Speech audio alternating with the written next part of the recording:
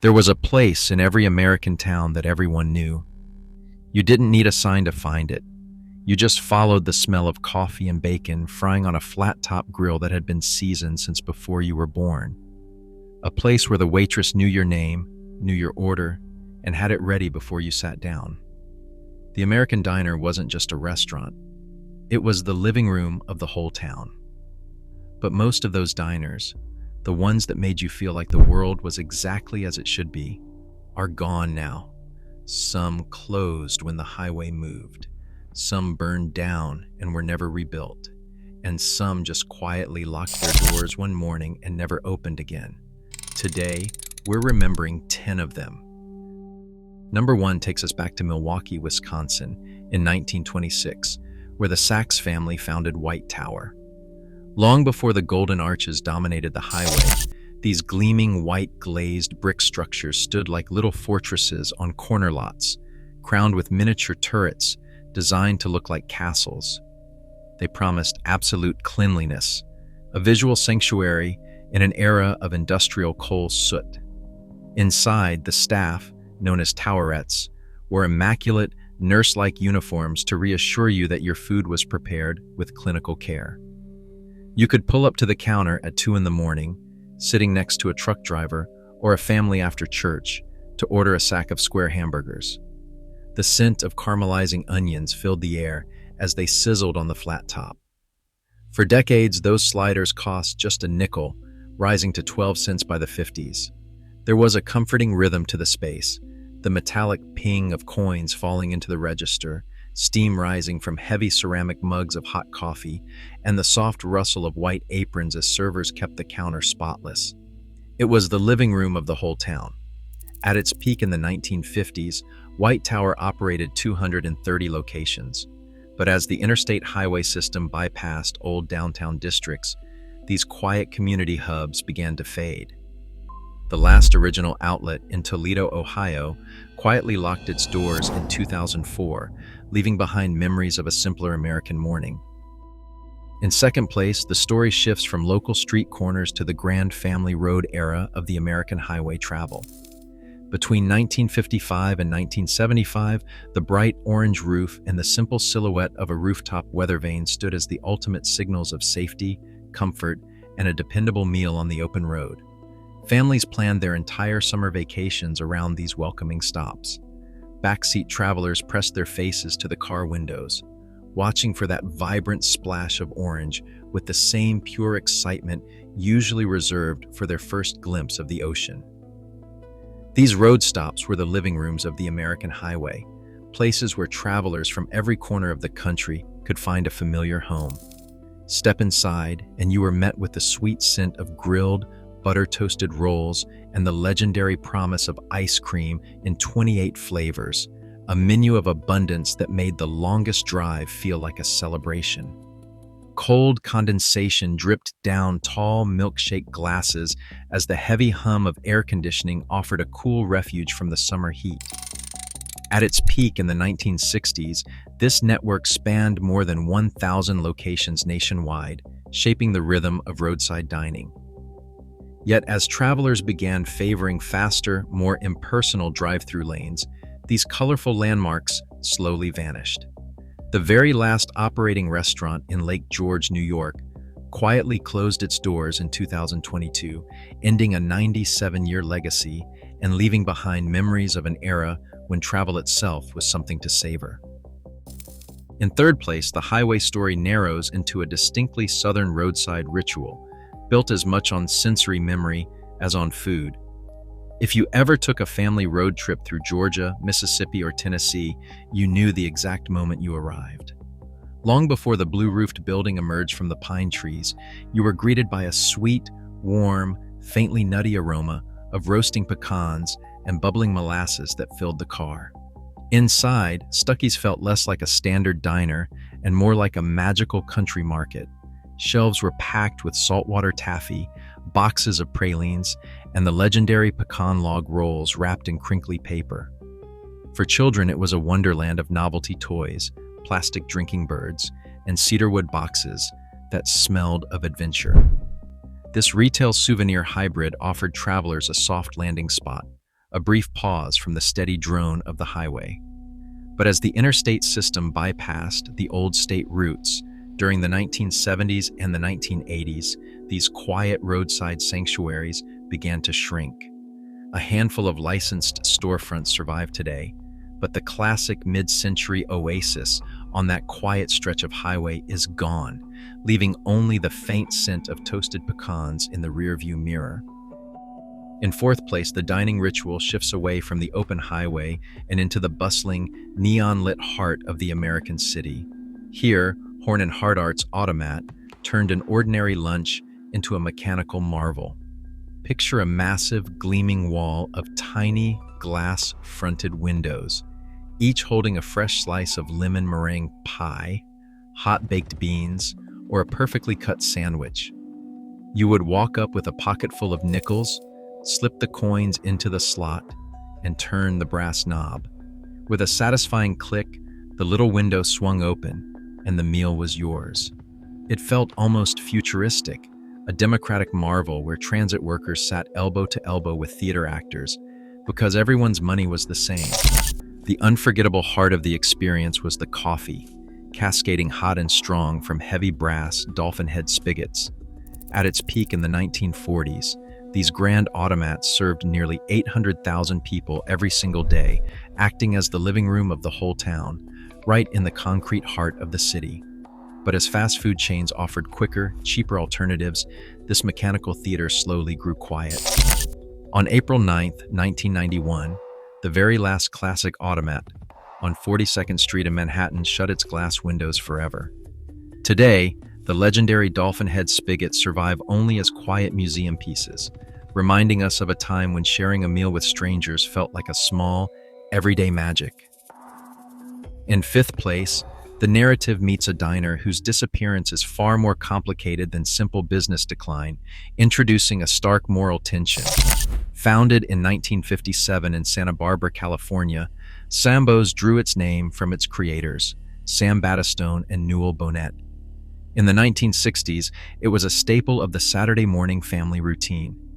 You can probably still smell the sweet, warm maple syrup and the heavy scent of buttered griddles. Families crowded into vinyl booths, kids eagerly waiting for tall stacks of pancakes while neighbors exchanged weekend plans. For a time, it felt like the living room of the whole town. But that warm nostalgia cannot be separated from the painful reality of its name and marketing, which relied on offensive racial imagery. By the late 1970s and early 1980s, public discomfort turned into active rejection and widespread protests. A wave of renamings followed as the owners tried to save the brand, but the public had made its decision. By 1983, the chain was essentially finished. Sambo's vanished not because the interstate bypassed it, but because America's cultural conscience grew, showing that a space cannot truly be the town's living room if it makes half the town feel unwelcome. In sixth place, the story shifts from dedicated roadside brands to the unexpected social heart hidden inside the classic American five and dime. From the early 1900s into the 1990s, F.W. Woolworth operated lunch counters that became the emotional anchors of almost every real main street in America. Step through the doors, past the aisles of household goods and sewing patterns, and you were greeted by a long, gleaming row of chrome spinning stools. It was a space defined by sensory comfort, the rich scent of buttered grilled cheese sizzling on the flat top, the hiss of the soda fountain, and a waitress in a crisp pink uniform who knew your order before you even sat down. For generations, this was where the daily rhythm of the town played out. You might have ordered a hot BLT paired with a tall glass of cherry Coke, or treated yourself to a thick slice of lemon meringue pie after a long afternoon of errands. It was a completely democratic space, functioning as the living room of the whole town, where business owners sat shoulder to shoulder with school kids. But when the retail landscape modernized and Woolworths shuttered its remaining American department stores in 1997, these vibrant local gathering spaces vanished almost overnight, taking a century of shared morning rituals with them. In seventh place, the roadside landscape shifts toward a brand that bridges total disappearance and partial survival, living on only in fragments of its former hometown meaning. You probably remember the giant fiberglass statue standing on the curb, dressed in red and white checkered overalls, proudly hoisting a massive double-decker hamburger toward the sky. Whether you knew it as Bob's Big Boy out west, Frisch's in the Midwest, or Shoney's in the South, this cheerful mascot was an anchor of everyday suburban life. Long before its national competitors copied the formula, Big Boy pioneered the double-decker burger, creating a legendary sandwich that defined the era. But the food was just a backdrop for the community. This was the sanctuary for post-Little League celebrations, where muddy cleats kicked against the chrome of the diner booths, and anxious high schoolers shared thick slices of strawberry pie on weekend dates. It served as the living room of the whole town, a place where neighbors naturally gathered to share the news of the day. While scattered franchise locations still operate, the specific mid-century neighborhood atmosphere, defined by those heavy vinyl booths and deep local connections, has quietly faded away. In eighth place, the scale of our journey tightens dramatically, moving from sprawling national brands to a cherished Southern institution that felt almost entirely homemade. Operating from the late 1920s through the 1960s, Toddle House was a network of tiny, neighborhood cottage-style diners. Some were barely large enough for 10 people, but they functioned as the true living room of the whole town. These minuscule spaces ran around the clock, often with a single dedicated cook working behind a handful of stools. You could walk in at 3 in the morning and feel the immediate, comforting intimacy of being a guest in someone's kitchen, greeted by the rich aroma of hot, strong coffee and fruit pies baked fresh every single morning. Unlike the giant highway plazas, Toddle House succeeded because of its extreme simplicity and neighborhood integration, peaking with over 200 locations by the 1950s. But the era of the tiny, single-cook diner couldn't withstand modern corporate consolidation. In 1962, the Memphis-born chain was sold to Dobbs Houses, which gradually converted the beloved little cottages into steak-and-egg kitchens. By the end of the century, the brand had vanished, and these small, distinctive brick buildings were either torn down or converted, leaving behind only the warm memory of a quiet counter at dawn. In ninth place, we reach the high water mark of America's mid-century car culture, where a beloved name survived, but the magic of the experience itself vanished. Long before modern drive-through windows rushed you along with paper cups and sterile speaker boxes, pulling into the gravel lot of an A&W drive-in was a weekly ritual. The gravel crunched under your tires as you parked beneath the bright canopy. Almost immediately, a car hop, often gliding effortlessly on roller skates, would roll up to your window with a warm smile. You would roll down the window, order your burgers, and wait for that satisfying clatter as the heavy metal tray was hooked securely over your door. Your car instantly became your private dining room, yet you were entirely connected to the community around you. Everyone sat with their radios tuned to the same local station, windows down, sharing the warm evening air. But the true star was always the root beer, served not in paper, but in a heavy frosted glass mug so cold that ice crystals formed on the surface. That sensory magic slowly faded through the late 1960s and the 1970s as speed replaced leisure and the drive-thru replaced the drive-in. It leaves the classic communal car hop ritual parked forever in 1963, a time when a simple root beer stop felt like the heartbeat of the neighborhood. And finally, in 10th place, we arrive at the most intimate scale of our story, the unbranded neighborhood Greasy Spoon. This wasn't a corporate franchise or a roadside empire, but rather the small local spot down the street. It might have been called Mike's, the corner cafe, or simply the diner. Inside, the entire world shrank to just 4 vinyl booths, 8 spinning counter stools, and a stack of cracked, laminated menus.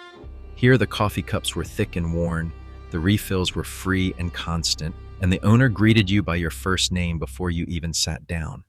Behind the counter, a longtime cook worked with a rhythmic clatter, flipping eggs and searing bacon on a seasoned flat-top grill. In 1965, you could walk through those doors completely alone on a rainy morning and leave feeling connected to your community. This was the ultimate living room of the whole town. But as downtowns changed, rising rents, corporate chains, and a faster, more impatient world quietly squeezed these humble spaces out of existence. These 10 vanished institutions were 10 versions of an American morning, reminding us of a time when sharing a meal meant slowing down to talk with your neighbors. Which of these lost diners do you remember visiting? What was your go-to order? And who did you share that vinyl booth with? Let us know in the comments below. To explore more forgotten slices of American history, please subscribe. Across these 10 entries, we see how the living room of the whole town quietly closed its doors. They represented 10 unique versions of an American morning, reminding us that progress often costs us community. Which diner do you still remember? What did you order? And who went with you? Subscribe for more journeys into forgotten Americana.